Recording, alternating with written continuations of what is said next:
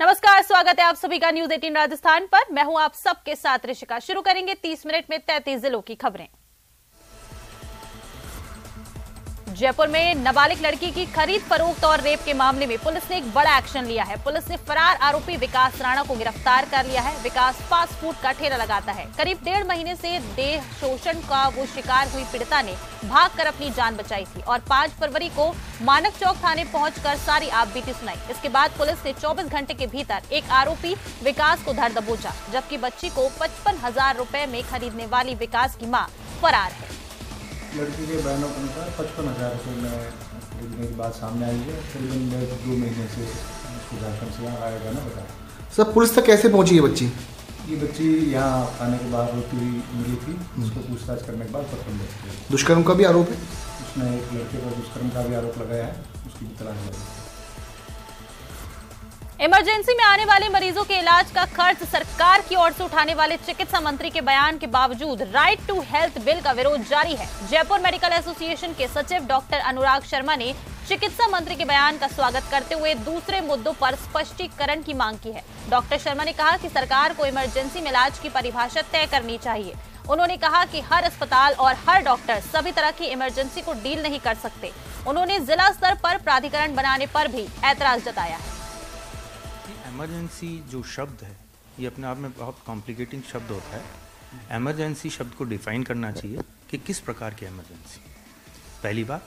दूसरा ये कि क्या हर प्रकार की इमरजेंसी हर डॉक्टर डील कर सकता है, तो उसके लिए भी डेजिग्नेशन होना चाहिए कि किस हॉस्पिटल में किस तरह का प्रावधान के साथ वो जाए। हर डॉक्टर, हर अस्पताल हर तरह की इमरजेंसी को डील करने में सक्षम नहीं होता है। उसको डील करने के लिए अगर उसको बाध्य किया गया तो हो सकता है उसमें चिकित्सक वर्ग और चिकित्सा देने वाले जो चिकित्सा प्रदाता है उसका और जो मरीज वहाँ पहुँचा है उसका, दोनों का नुकसान हो। तो ये भी डिजिग्नेशन डिफाइन होनी चाहिए। इमरजेंसी क्या है, इमरजेंसी को डील कौन कर सकता है, कौन सक्षम है, ये डेजिग्नेशन होना चाहिए। तीसरा, पुनर्भरण की व्यवस्था होनी चाहिए। कब और कौन करेगा। आज सरकार की तरफ से मान लीजिए चिकित्सा मंत्री जी ने ऐसा कुछ कहा है तो वो स्वागत है उस बात का, पर अभी भी इमरजेंसी के मामले में जो 4 मुद्दे हैं वो पूरी तरह क्लियर नहीं हुए हैं। जयपुर की जी क्लब पर फायरिंग और कई लोगों को धमकी भरे फोन आने के बाद जयपुर पुलिस एक्टिव हो गई है। लॉरेंस, रोहित गुदारा और ऋतिक से जुड़े गुर्गों की तलाश में जयपुर पुलिस की टीम ने 6 राज्यों में डेरा डाल रखा है। जी क्लब पर फायरिंग करने वाले आरोपियों से पूछताछ भी हुई और साइबर सेल की मदद से इन गैंगस्टर से जुड़े बदमाशों की पहचान शुरू की गई है।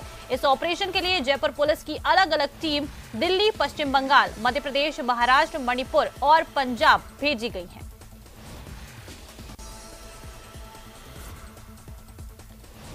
कोटपुतली के शाहपुरा में यातायात व्यवस्था को दुरुस्त करने के लिए पुलिस ने कार्रवाई की है। पुलिस ने शहर के विभिन्न मार्गों पर कार्रवाई करते हुए नो पार्किंग में खड़े 7 वाहनों को जब्त कर 20 वाहनों का चालान पेश किया है।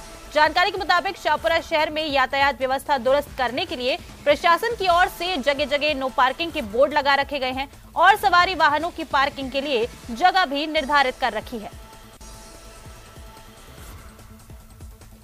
चौमू के बीसलपुर से जोड़ने समेत विभिन्न मांगों को लेकर भाजपा नेता के नेतृत्व में कार्यकर्ताओं और ग्रामीणों ने आक्रोश रैली निकाली। इसके साथ ही सीएम के नाम एसडीएम को ज्ञापन सौंपा गया। उन्होंने आक्रोश सभा का आयोजन भी किया। गढ़ गणेश मंदिर से शुरू हुई आक्रोश रैली कस्बे के विभिन्न मार्गों से होते हुए एसडीएम कार्यालय पहुंची। इस दौरान लोगों ने जमकर नारेबाजी भी की।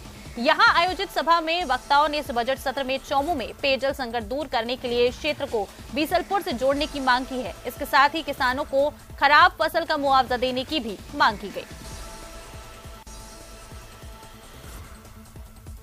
अलवर में शराब पीना एक युवक को भारी पड़ गया। दरअसल शहर के काला कुआं इलाके में शराब पीकर युवक एक घर के सामने लेट गया, जिसके बाद गुस्साए मकान मालिक ने शराबी युवक के साथ जमकर मारपीट की, जिसमें शराबी युवक के हाथ पैरों में फ्रैक्चर हो गया है और उसके सिर में भी काफी चोट आई है। घायल युवक के परिजनों ने युवक को अलवर के सरकारी अस्पताल में भर्ती कराया है, जहां उसका इलाज जारी है। वहीं मारपीट की घटना को लेकर अरावली विहार थाना पुलिस अस्पताल पहुंची और घटना के संबंध में पीड़ित जगदीश के बयान लिए। फिलहाल पुलिस मामले की जांच में जुटी है। यही घटना हुई थी। ये पड़ा था, मैं 2 बजे जाती, मैं काम कर रही थी तो लेडीज आई थी। उन्होंने मुझे बताया कि भाई तेरे बेटे को वहाँ पड़ा, उसने सरदार जी ने मारा। कौन है सरदार जी? अब उसका नाम की नहीं पता, उसके घर की पता मुझे। कहाँ रहता है? काले कुआं में, ये 3 क्या बट्टा काम में। करता है आपका लड़के का? क्या नाम है, क्या काम करता है? ये कबाड़ा बीनता जी। क्या नाम है इनका? जगदीश। तो उनके मकान के आगे किस तरीके से पड़े हुए थे? और ये नो ही पड़ा था, ऐसे लेटा हुआ। मैं इसको उठा के रिक्शे में लिया यहाँ पे। अलवर में दुल्हन की विदाई के बाद मैरिज होम से दुल्हन का ममेरा भाई घर लौट रहा था कि तभी एक बाइक को कार ने टक्कर मार दी, जिससे उसकी मौके पर ही मौत हो गई। इस घटना की सूचना के बाद शादी के घर में कोहराम मच गया। कोतवाली थाना क्षेत्र अंबेडकर सर्किल के पास मंगलवार सुबह बाइक सवार 2 युवकों को कार ने टक्कर मार दी, जिसमें बाइक सवार एक युवक की मौके पर ही मौत हो गई, जबकि दूसरा साथी गंभीर रूप से घायल हो गया। वहीं पुलिस ने मृतक के शव का पोस्टमार्टम कराकर शव परिजनों को सौंप दिया है। वहीं घायल युवक का इलाज ट्रॉमा वार्ड में जारी है।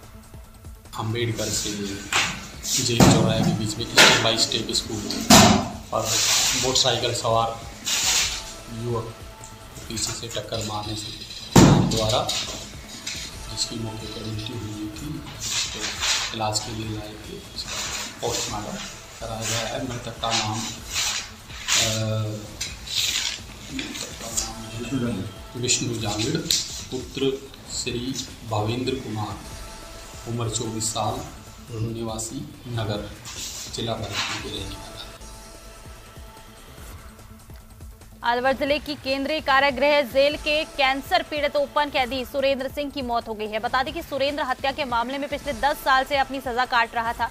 वहीं ओपन जेल में सजा काटने के कारण घर आया हुआ था। बता दें कि पिछले 3 साल से वो कैंसर से पीड़ित था, जिसके कारण सुरेंद्र का इलाज भी जारी था, जहां घर पर हालत गंभीर हो गई, जिसके कारण उसकी मौत हो गई है। वहीं संबंधित थाना पुलिस ने मृतक सुरेंद्र के शव का पोस्टमार्टम कराकर शव परिजनों को सौंप दिया है। धौलपुर में बाल विवाह की सूचना पर प्रशासन में हड़कंप मच गया। जिले के राजाखेड़ा उपखंड के गांव नादौली की शाला में बाल विवाह की सूचना मिली थी। वहीं सूचना के बाद राजाखेड़ा तहसीलदार दिनेश चंद मई के साथ हल्का पुलिस जाब्ता मौके पर पहुंचा और वहां बाल विवाह के संबंध में जानकारी जुटाई गई। पड़ताल की गई तो होने वाली दुल्हन नाबालिग पाई गई, जिसके बाद परिजनों से समझाइश की गई और बालिका की उम्र बालिग होने तक विवाह नहीं करने के लिए उसे पाबंद किया गया। तो मैं स्वयं अपने हल्का पटवारी व भूगोल निरीक्षक को साथ लेकर के और पुलिस जाब्ता भी साथ था, हम नादौली शाला पहुँचे। वहाँ हम लोगों ने परिवार वालों को समझाया। वैसे वहाँ पर शादी जैसा कोई माहौल नहीं था, लेकिन फिर भी हम परिवार वालों को समझाया, उनसे बच्ची के बालिग होने की दस्तावेज मांगे तो उन्होंने कोई आयु संबंधी कोई दस्तावेज तो प्रस्तुत नहीं किया। धौलपुर डिस्कॉम के अधीक्षण अभियंता वीएस गुप्ता ने विधायक गिरिराज मलिंगा पर फोन पर धमकी देने के आरोप लगाए हैं। इसको लेकर अपने विभाग के उच्च अधिकारियों को पत्र लिखने के साथ कलेक्टर को भी पत्र लिखकर शिकायत की है। धमकी देने के मामले को लेकर विधायक गिरिराज मलिंगा से बात की गई तो उन्होंने इसका खंडन किया।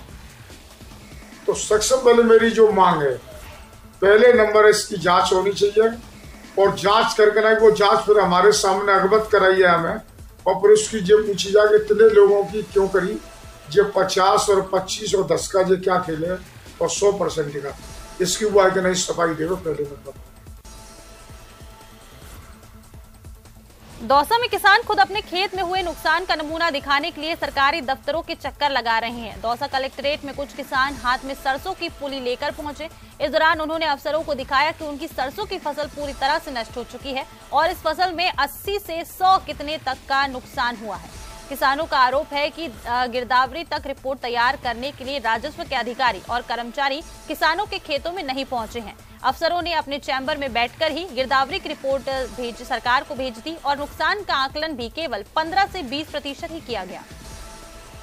हम कांदोली कालोखो के रहने वाले हैं और कांदोली से आए हैं एसडीएम साहब के पास में दिखाने के लिए। हमारी गांव में 85% सरसों की फसल है, जिसमें पाले से हमें बहुत बड़ा 100% नुकसान है, जिससे हम केसीसी किससे जमा कराएं, हमारा टावर किससे पाले, हमारे ढोर कैसे पालन होगा। हमारे गांव में 85% पानी की कमी होने की वजह से ज़्यादातर फसल की खेती है और फसल 80-85% बिल्कुल नष्ट हो चुकी है और सरसों की फसल बिल्कुल 80-85% नष्ट हो चुकी है और ये सर्दी का पाला जो पड़ा है उससे सारी नष्ट होगी। दौसा में अवैध अतिक्रमण के खिलाफ प्रशासन ने एक्शन लिया है। प्रशासन ने लालसोट उपखंड के थलौज गांव में करीब 39 बीघा जमीन को अतिक्रमण से मुक्त करवाया। दरअसल आसपास के ग्रामीणों ने चारागाह भूमि में अतिक्रमण कर रखा था और चारागाह भूमि में ही सरसों और गेहूं की बुवाई कर रखी थी, जिसके बाद राजस्व कर्मियों ने संज्ञान लिया और कार्रवाई की। कार्रवाई के दौरान राजस्व के अधिकारियों ने ट्रैक्टर और जेसीबी के माध्यम से जमीन पर अवैध रूप से लगाई गई फसलों को नष्ट किया। बता दें कि हाईकोर्ट ने इस जमीन से अतिक्रमण हटाने के निर्देश दिए थे। आदमियों ने क्या मतलब सिविल कोर्ट में क्या मतलब वो लगाई थी, हाई कोर्ट में सिविल रिट, उससे वहाँ डिसीजन हो गया, पीएलपी से भी डिसीजन हो गया अतिक्रमण हटाने का। जाब्ता नहीं मिलने के कारण पहले नहीं हटा पाए, फिर उन्होंने कंटेम लगा दिया। कंटेम के बाद में आज जाब्ता मिला है तो अतिक्रमण हटा। 12 फरवरी को प्रदेश को एक बड़ी सौगात मिलने वाली है। उस दिन दौसा के धनावड़ से पीएम मोदी दिल्ली मुंबई एक्सप्रेसवे के पहले फेज का उद्घाटन करेंगे। प्रधानमंत्री के दौरे को देखते हुए प्रशासन पूरी तरह से अलर्ट है। सोमवार की रात जीएम और एसपी सहित आला अधिकारियों ने धनावड़ सभा स्थल का जायजा लिया और व्यवस्थाएं देखी। पीएम के दौरे की तैयारियों को लेकर क्या क्या तैयारियां की गई हैं। डूंगरपुर में ऑनलाइन ठगी मामले में बड़ी कार्रवाई की गई। जिले की आसपुर थाना पुलिस ने एस्कॉर्ट सर्विस के नाम पर ऑनलाइन ठगी के मामले में एक आरोपी को गिरफ्तार किया है। वहीं पुलिस ने आरोपी का मोबाइल भी जब्त किया। पुलिस ने बोगस ग्राहक बनाकर पुष्टि होने पर कार्रवाई को अंजाम दिया है। आरोपी एस्कॉर्ट सर्विस के नाम पर लड़कियां उपलब्ध कराने का झांसा देकर लोगों से ऑनलाइन ठगी किया करता था। पुलिस की टीम ने सकानी गांव में भावेश पाटीदार के घर पर दबिश दी थी। वहीं आरोपी भावेश को गिरफ्तार किया। फिलहाल पुलिस की आरोपी से पूछताछ जारी है।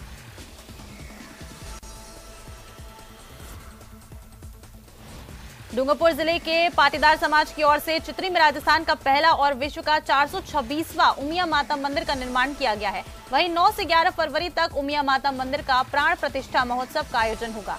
कार्यक्रम के तहत शोभा यात्रा, 108 कुंडीय यज्ञ, मूर्ति प्रतिष्ठा सहित अन्य धार्मिक अनुष्ठान संपन्न होंगे। वहीं आयोजन में राजनीतिक हस्तियों सहित अन्य प्रतिष्ठित लोग भी शामिल होंगे।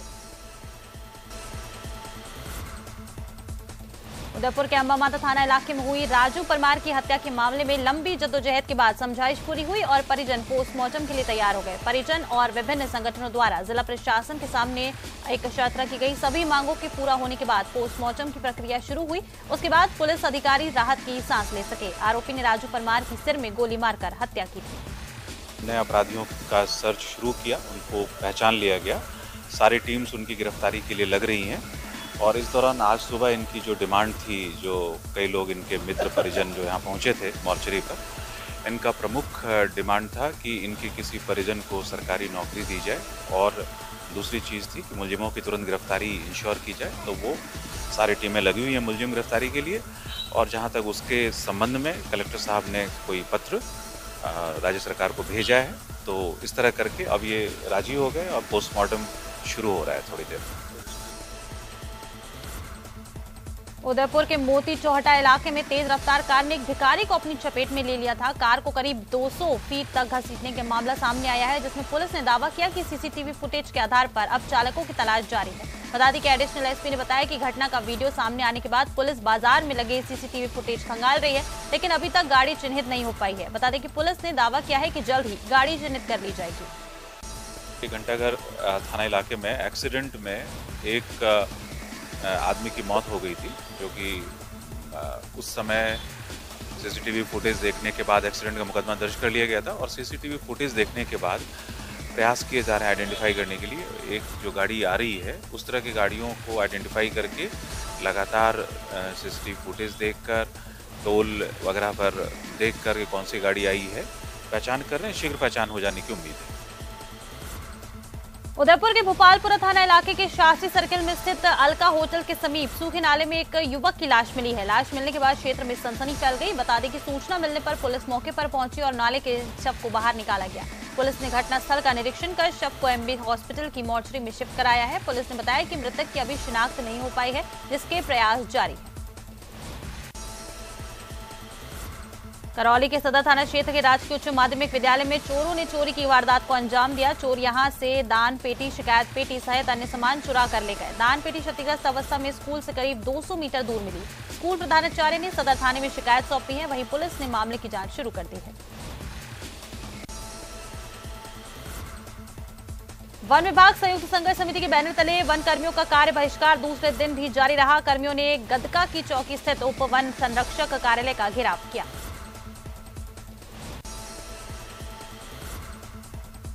बारा में जलदाय विभाग के खिलाफ लोगों का गुस्सा उमड़ पड़ा। पेयजल समस्या से परेशान शहर के कोटा रोड क्षेत्र के लोगों का गुस्सा फूट पड़ा और लोगों ने पुरानी सिविल लाइन स्थित जलदाय विभाग कार्यालय के गेट पर ताला जड़ दिया। इसके बाद वो लोग बाहर वहीं कार्यालय के बाहर नारेबाजी करने लगे और विरोध प्रदर्शन किया गया। कार्यालय में अधिकारियों के मौके पर लोगों ने रोष जताया। जानकारी मिलने पर कोतवाली थाना सीआई भी जाब्ते के साथ मौके पर पहुंचे। पिछले एक वर्ष से कोटा रोड पे इतना दूषित पानी आ रहा है नालियों का, और उस विषय में हम इसको जलदाय विभाग को मतलब 20 से 25 बार अवगत करा चुके हैं। पानी की बोतल भर के दे चुके हैं। इतना नालियों का इतना गंदा पानी आता है झाग वाला। पहले तो हमें आधे घंटे मोटर एक्स्ट्रा चलानी पड़ती है उस गंदे पानी को निकालने के लिए, और फिर भी बीच में भी गंदा पानी आता है। तो पूरा कोटा रोड गंदा पानी पी रहा है पिछले 1.5 वर्ष से, और ये 25 बार अवगत करा चुके हैं हम प्रशासन को यहाँ पे। आबू रोड के आवल गांव में करीब 1.5 महीने से पानी नहीं आने से परेशान लोगों ने जलदाय विभाग के बाहर प्रदर्शन किया। मटकी फोड़ आक्रोश जताया गया है। दरअसल आसपास के करीब 3 से 4 मोहल्ले हैं जहां पर प्रेशर से पानी नहीं आता है, मगर सिर्फ आजाद चौक बावड़ी विस्तार को घरों में पानी नहीं आ रहा है। महिलाओं ने आक्रोश जताते हुए कहा है कि लाइनमैन भीम सिंह द्वारा हमें बार बार परेशान किया जाता है। समय पर पानी नहीं देना, मनमानी करना, पानी के लिए बात करते हैं तो पैसे की मांग करता है। श्रीगंगानगर की रावला मंडी थाना क्षेत्र में इंदिरा गांधी नहर परियोजना की अनूपगढ़ ब्रांच की डीओएल नहर में गिरे मासूम की तलाश पूरी हो गई है। स्थानीय प्रशासन और एनडीआरएफ की टीम के द्वारा मासूम को तलाशने का प्रयास किया गया और आखिरकार बच्चे का शव मिल गया। चित्तौड़गढ़ के निम्बाहेड़ा उपखंड में हुए विकास उर्फ बंटी अंजना के फायरिंग के बाद हत्या के मामले को लेकर सहकारिता मंत्री उदयलाल आंजना का बयान सामने आया। उन्होंने कहा, हत्याकांड में मेरा भतीजा जेल में है, उसके साथ मारपीट कर उसका वीडियो वायरल किया गया। वो गांव छोड़कर चला गया था। बाद में मृतक के साथ मारपीट हुई और उसकी मौत हो गई, जिसके बाद से वो जेल में है। उन्होंने कहा कि इस मामले में भाजपा ओछी राजनीति कर रही है। भाजपा विक्रम आंजना के युवा नेतृत्व से डरी हुई है। और चलिए इसी के साथ इस बुलेटिन में फिलहाल इतना ही। देखते रहिए न्यूज़ 18 राजस्थान।